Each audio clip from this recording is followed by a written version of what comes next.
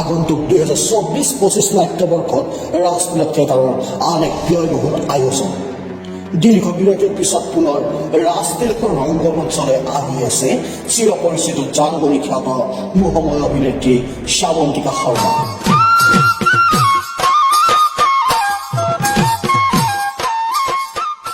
লগতে থাকিব ৰূপালী পৰ্দা তথা মঞ্চ জগতত সুদৰ্শন নায়ক ৰাগ ঐনিতম।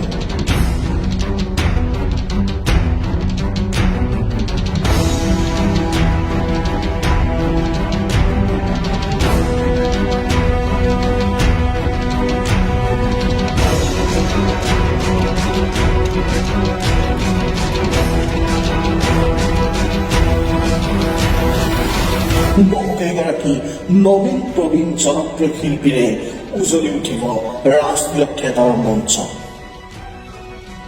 নমস্কাৰ, মই ৰাগ ঐনিতম।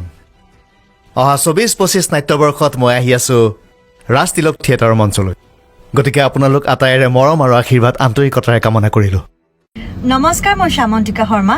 আপোনালোক আটাইকে জনাবলৈ পাই মই খুবেই বেছি সুখী যে অহা 24-25 নাট্য বৰ্ষত আপোনালোকে মোক ৰাষ্ট্ৰীয় থিয়েটাৰ মঞ্চত দেখিবলৈ পাব। গতিকে গোটেই অসমবাসী ৰাইজৰ আশীৰ্বাদ আৰু মৰম বুটলিবলৈ পাম বুলি আশা কৰিলোঁ। ধন্যবাদ।